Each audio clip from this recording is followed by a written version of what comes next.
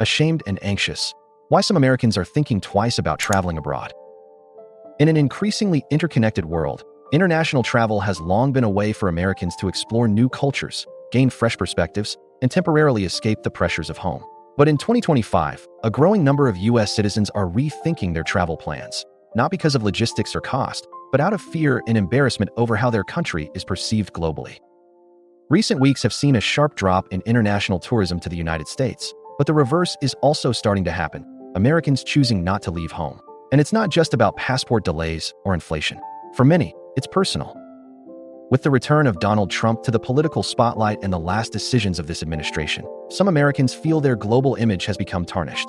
Trump's controversial foreign policies, public spats with allies like Canada and Denmark, and open support for hard-right movements abroad have left some travelers wondering, will I be judged for being American? Social media and news outlets have begun to capture stories of Americans canceling vacations, altering travel plans, or even pretending to be from other countries. One traveler backed out of a guided tour in Nepal over safety concerns. Another reported wearing a Canadian pin as a disguise while visiting Europe. And some, like travel blogger Sierra Malone, described their feelings as shifting from embarrassed during Trump's first term to terrified now. Polls back up this unease. European favorability toward the U.S. has fallen since Trump's reemergence, according to YouGov. In countries like Denmark, where Trump once suggested buying Greenland, public opinion has cooled dramatically. Travelers aren't just anxious about foreign perceptions, they're also being met with real hostility. A U.S. couple visiting Canada was chastised by a local for Trump-era tariffs and told to buy Canadian. Even the friendly North, it seems, isn't immune to the tension.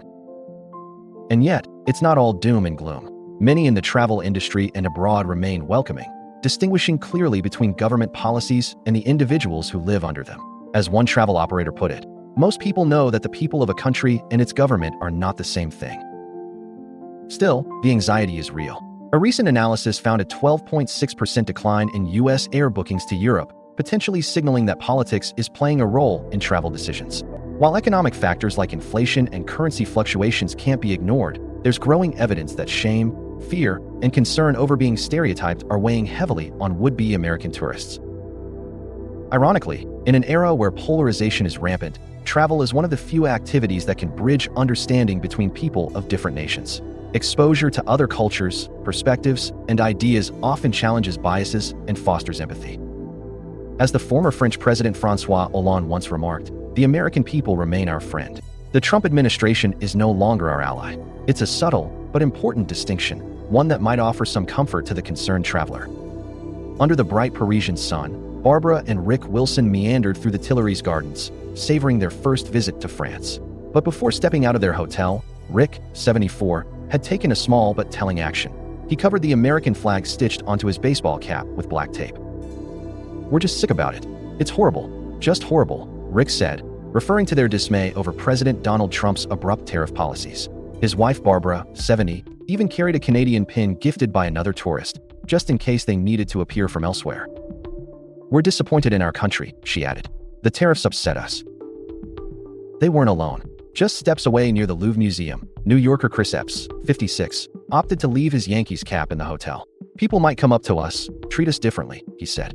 "So far, so good."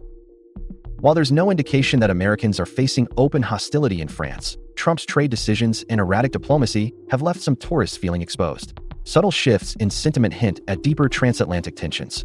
France, which maintains a historically rich yet complex relationship with the U.S., has reacted strongly to recent U.S. policies.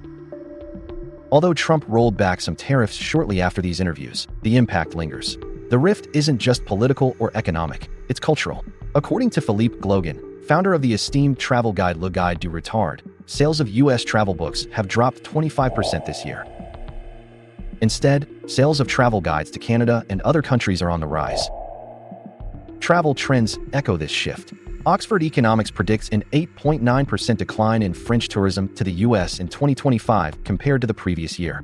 Meanwhile, a poll of French expatriates in the U.S. revealed that 78% feel pessimistic about their future in America. In France, 73% of respondents no longer view the U.S. as an ally. Nicolas Conquer, a Trump supporter and leader of Republicans abroad in Paris, acknowledged recent volatility but dismissed concerns as media-driven. "France and the U.S. have been allies for centuries," he said, adding that Trump's nationalist message should be seen as parallel to similar movements in Europe. Still, criticism in France runs deep.